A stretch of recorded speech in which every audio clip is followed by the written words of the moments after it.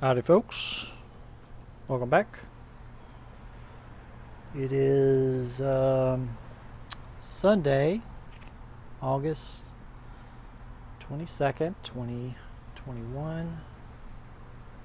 Continuing with my garden series here. I haven't been doing much with the no-dig garden bed. This kind of started out as a series about the no-dig garden bed, but I think it's going to just kind of be an ongoing series about me improving at least the backyard back here. So I guess just kind of playing it by ear and figuring out what I'm going to talk about just from video to video. There's not much going on with the beds themselves. As you can see, some things are dying off. Sunflowers, they're kind of, all the ones that have flowered at least once, they seem to all be dying off. We've got three or four ones that are still healthy. So that last one down there has a flower on it. It'll probably die off. I did pull the flower heads off of some of these, but they died off anyway. So I don't know if that's just, I heard if you took the flower off, then it won't try to go to seed, because if it goes to seed, then the plant, at least annual plants, they tend to put all their energy into seed production and die off quickly afterwards. At least some plants do. Our super duper eggplants, these black beauties, they're finally seem to be finally giving up the ghost, slowly falling up. We still got this pepper plant. Again, like, it seems to be doing better near towards the end of the bed. I did have all these little white markers here were like different herbs and stuff, so none of that came back up except for the basil, but as you can see, the basil didn't do anything. I did do some planning just to see if things had improved a little bit just by everything sitting here. I had some herbs here, and you kind of see the lines like right along in here where I did some last according to the planting season guidelines or whatever. I did another planting of some of the herbs that were still in season, but they didn't do anything. So I don't think the herbs just do very well in this very woody soil. You see, it's breaking down, staying fairly moist. I think I'll take this bed up and use this compost. I'll just pile them up in a compost pile for over the winter and let it finish, because I don't think it really finished. It's still got a lot of this, pine bark in it that kind of washes up, and it's just dry. It's just not doing too well. So I think if we pile it up in a compost bin and do it over winter, and let it like fully compost over the fall and winter, I think that'd be a better deal. I did do some more plantings. I can't even tell where the beds is, but I think it was like 3 or 4 rows here of different things. I think it was like collard greens, turnip greens, and maybe okra. I think this may be okra right here.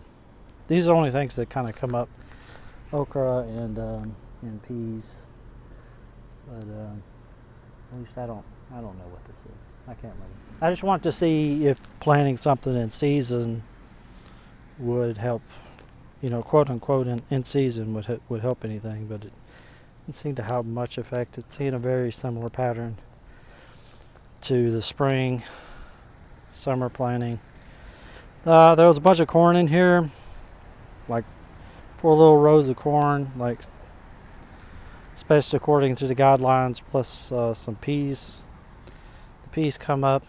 They're doing about the same as they did before. Oh, by the way, I'm probably going to have to do this quickly because it is like 91 degrees out, and I tried filming this earlier and the phone was like overheating. As you can see, I think these were okra. I think this was okra, and there was another row of okra like underneath my feet. But yeah, I think that was okra, and they still haven't done anything. But that's pretty much the bed itself. I think next time you see a video, the bed will be gone because I have been working on the yard as a whole, putting down a cover crop for the fall and winter. And yeah, so I've got basically half of the backyard done.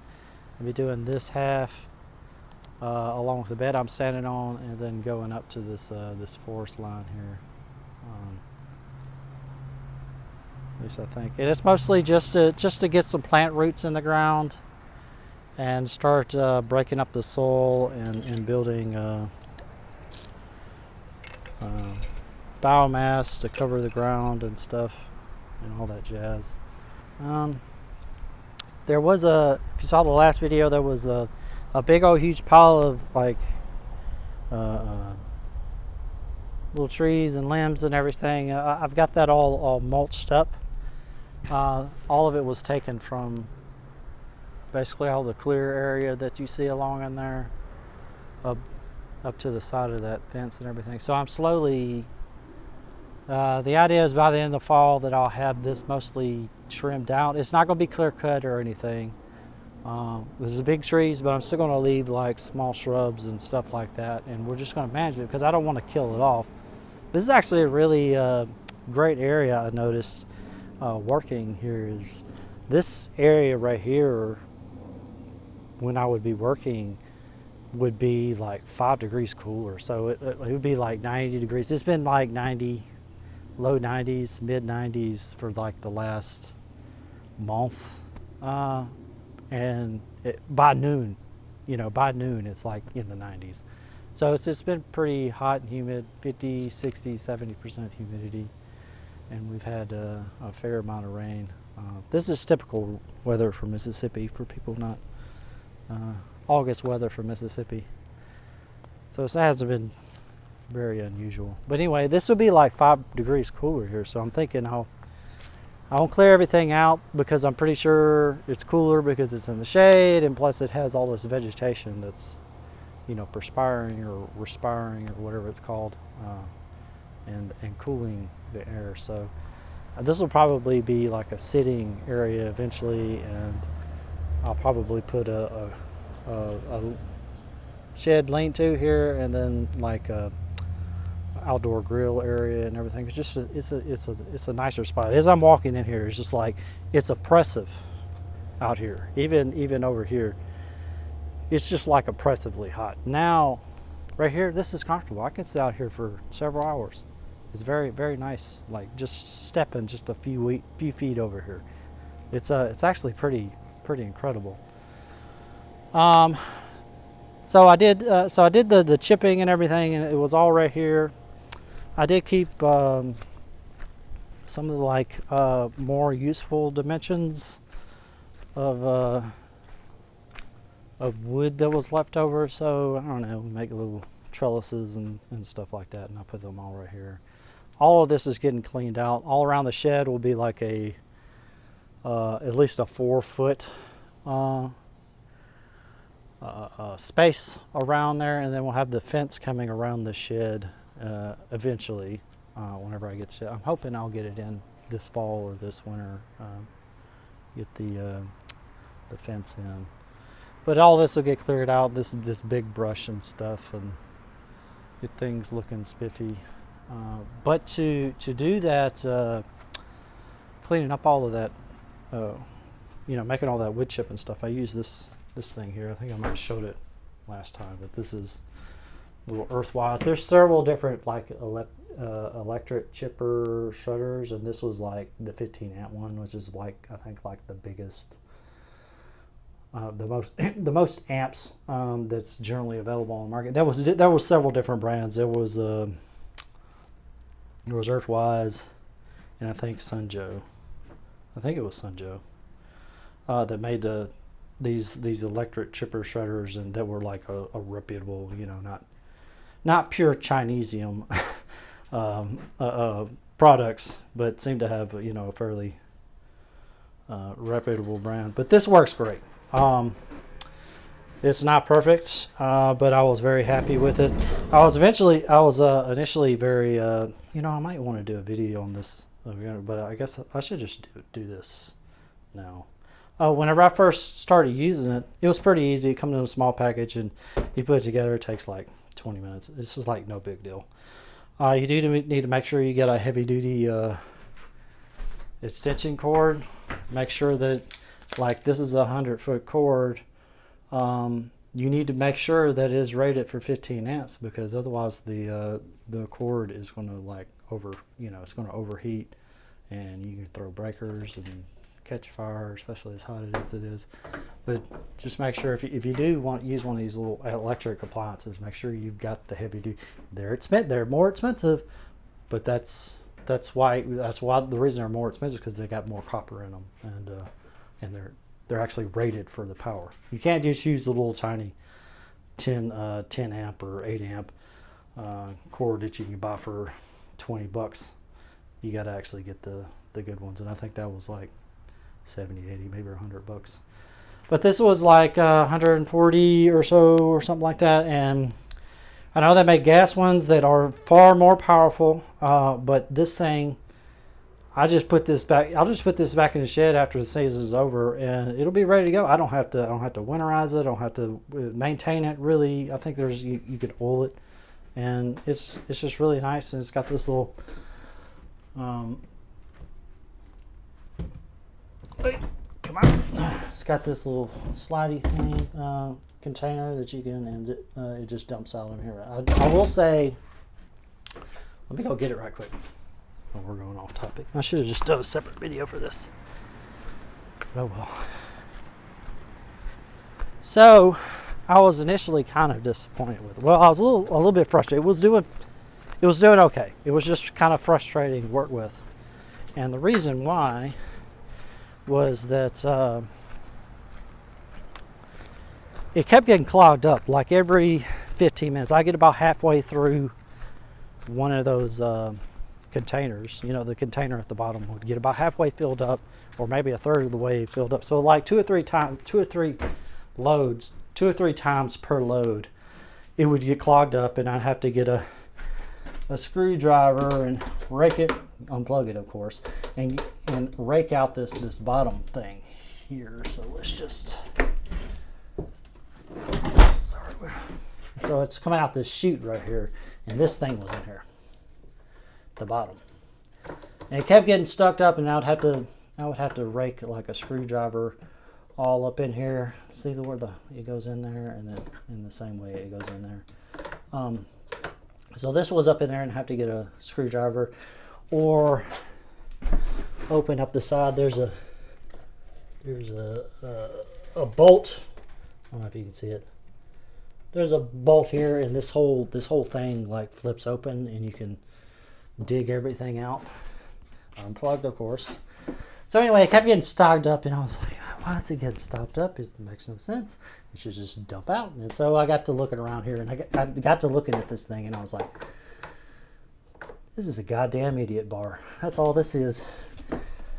So the only way you got it, so it's just sitting in there and just rolls around, and it feels like a branches or something like come across here in just the proper way. It just collects everything, creates a big blockage.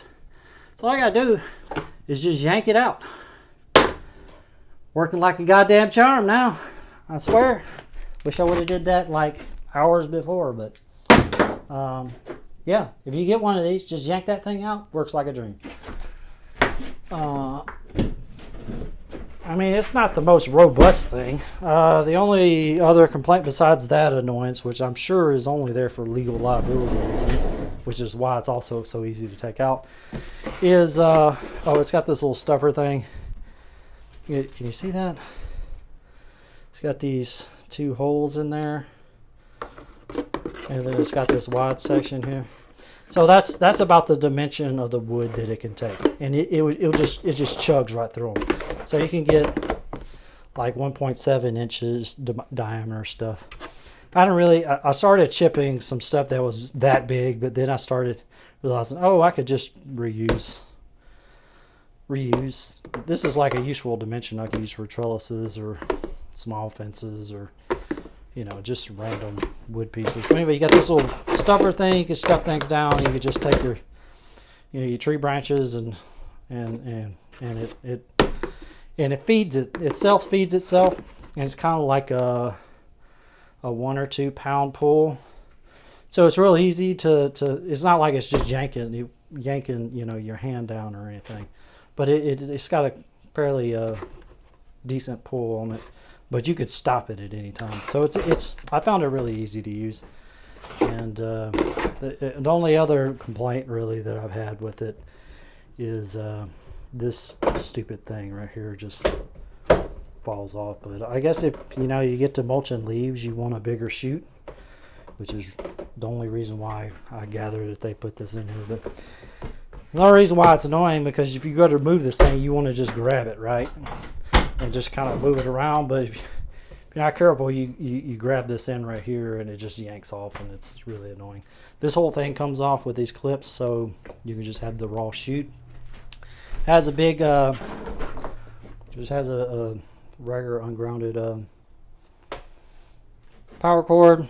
You got go and stop, emergency stop, and that was the thing I was pointing to, where you could open this up and this whole green section comes apart, and you can clean things out if you need to. And it has a reset, so if it gets bound up, which happened a few times, if it gets bound up, instead of just like drawing like maximum power and burning out the engine because the engine's not turning, it's not cooling, instead of doing that, well, this breaker here will throw, and it's pretty handy. And it threw a few times, and it wasn't like even if it bound up just for a second or two, it wouldn't go out. If it bound up like for 2 or 3 seconds, then it would shut off. So it wasn't annoying to deal with. Every time that it stopped, it stopped reasonably. It was like when I would have wanted it to stop. So it wasn't annoying to deal with.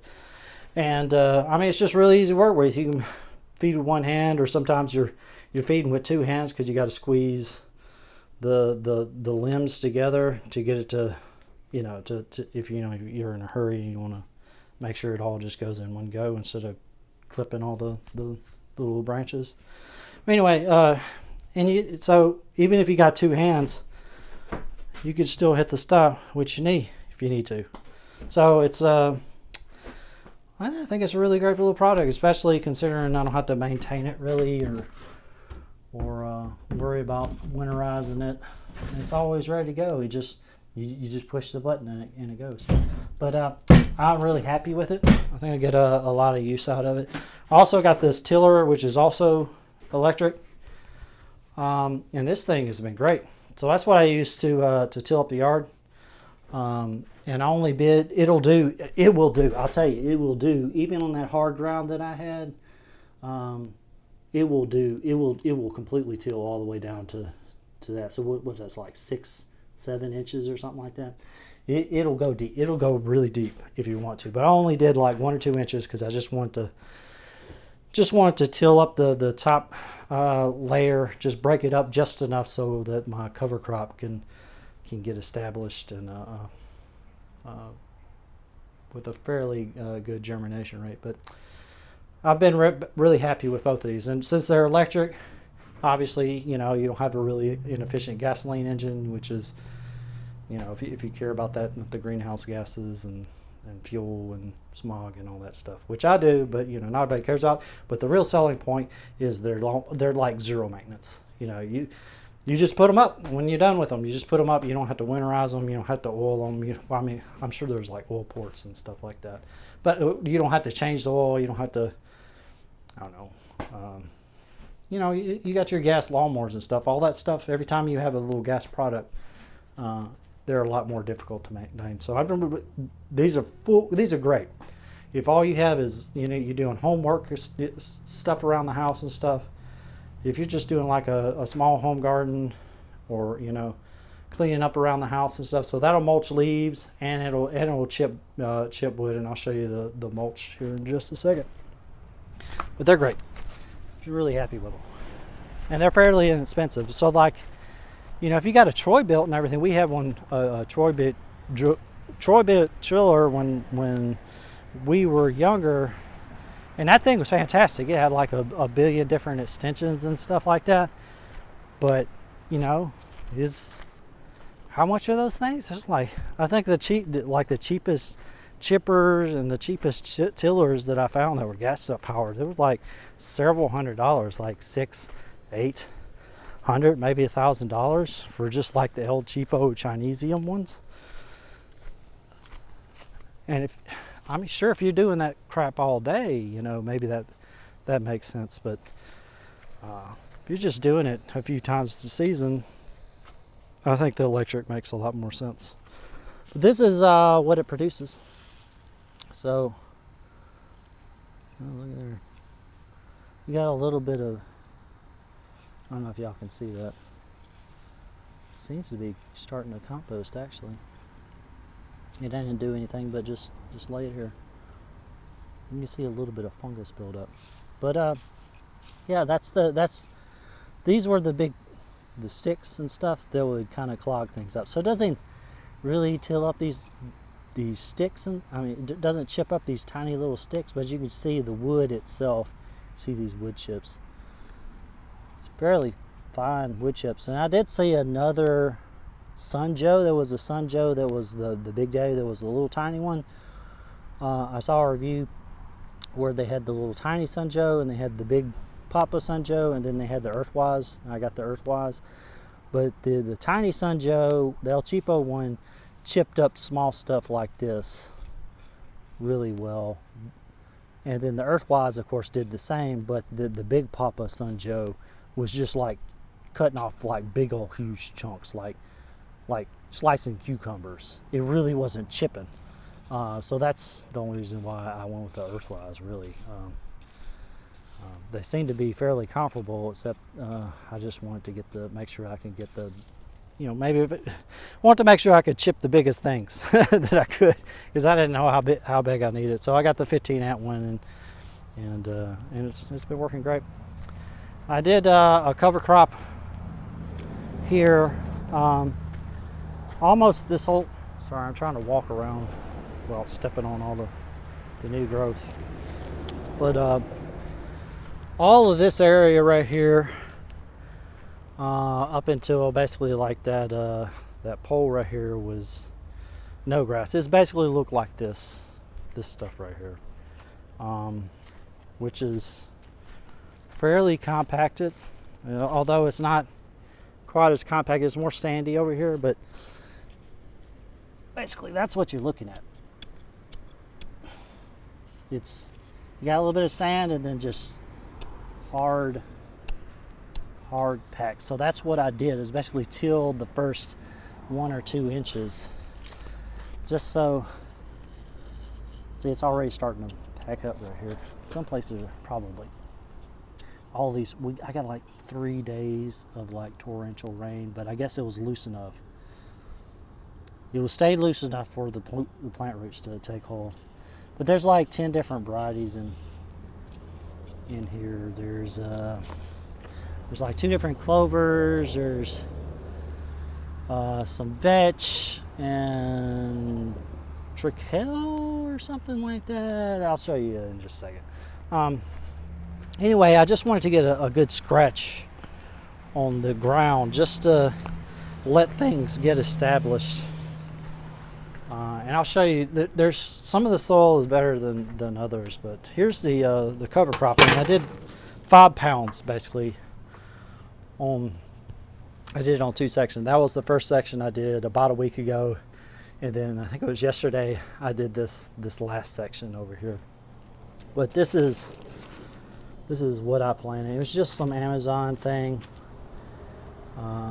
10 seed mix, and it's made for you to plant over the fall and winter. So there's Austrian winter pea and winter wheat and trichel and forest collards, hairy vetch, fenugreek, daikon radish, crimson clover, berseem clover, and yellow mustard. And all of these things are doing they basically do, they work more or less good in different types of soil, and they all like grow. So like the clover would be like a fairly shallow root, and then like I think the hairy vetch is like a really thick, tangly root, and I think the trichale, like, and the yellow mustard, I think they go really deep.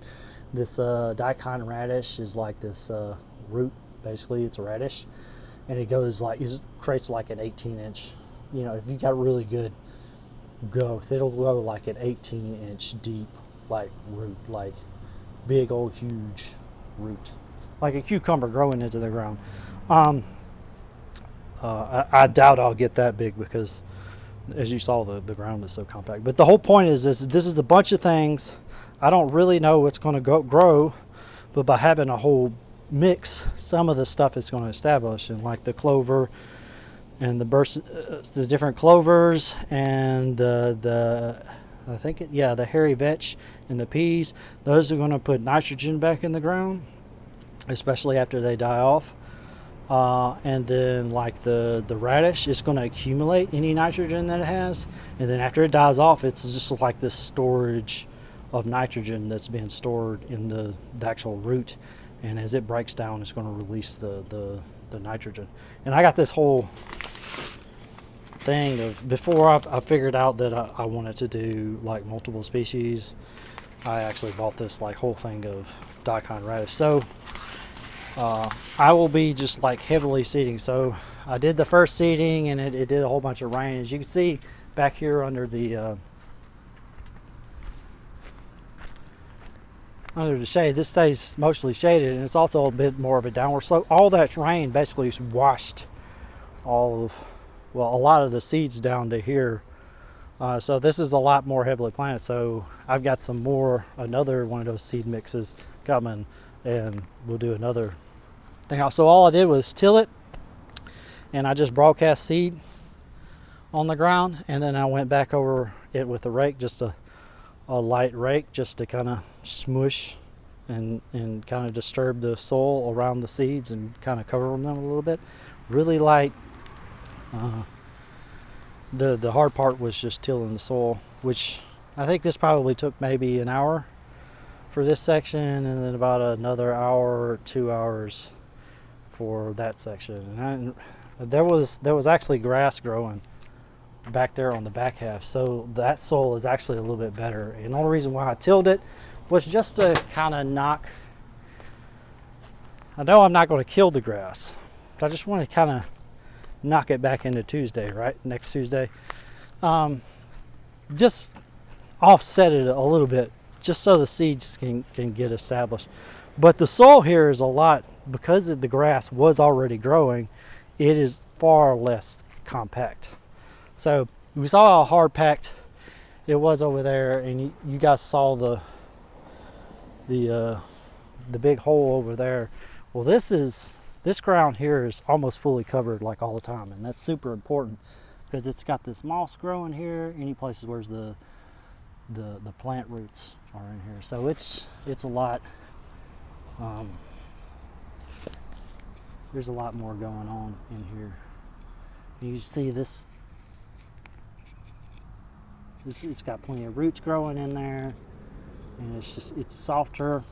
I mean, it's not soft, but it is softer because these roots don't go really deep. But I had the benefit of these trees or bushes or hedges or whatever you're going to call them. So those roots have been in the ground for a while, so they have helped remediate the soil. So the whole deal about this, the reason why I'm doing all this is to like build soil again, because the way that you build soil is you don't, for everything that I read, I've been reading a lot about soil health and everything like that, is you've got to rebuild the soil biome or whatever. So there's all these animals and bacteria and fungus and that's growing in the soil, but it all starts with a plant root. You got to have the plant roots in the ground, because the plants feed all of that stuff. They put like 40% of all the sugars they produce, the carbohydrates they produce, somewhere along in there goes into the ground to the roots, specifically to feed the bacteria and the fungi and all that stuff. So at least that's the idea. And this isn't like a weird hippie doodad. These are like big commercial farmers doing this kind of stuff. It's not mainstream, don't get me wrong, but it's called regenerative agriculture, and it's really catching on the commercial scale. These farmers, instead of putting a whole bunch of money into fertilizer and herbicides and insecticides and stuff, they just tend the plant, make sure that they've always got something on the ground, growing in the ground, make sure there's something always covered in the ground, and over time that rebuilds their soil, and then they don't have to use as much or maybe even any of the fertilizers, herbicides, and insecticides.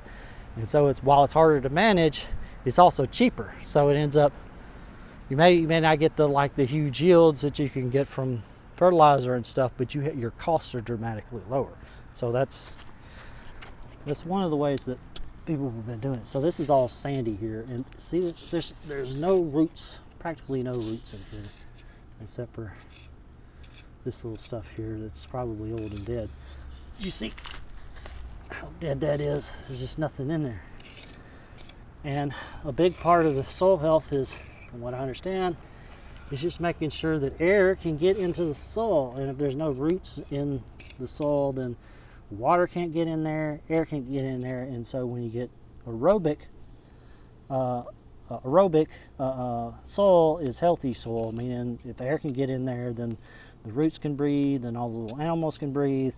And when it gets hard and compacted, you get anaerobic species that harm plants and start eating up all the nutrients in the soil. They start eating up all the nitrogen and expelling it, and that's how you get this dead nothing soil, at least according to the experts. So anyway, that's just my understanding of it so far. Hoping this phone doesn't cut out because it's really freaking hot. But anyway, that's where we're at. So I'll be planting all this out, and I'll probably give an update whenever we got some growth on that. That compost pile probably moved over here along with all of this compost, and then I'll be doing cover crop all along in here once I get some more cover crop seed. So that's coming, and all of this is going to grow up, and this could grow up to like 4 to 6 feet, and it's just going to stay all winter long, or all fall long and all winter long. And if it gets cold enough, a lot of it will die off, and then you can push it over, just like literally just push it over, and it breaks the stems and kills the plant.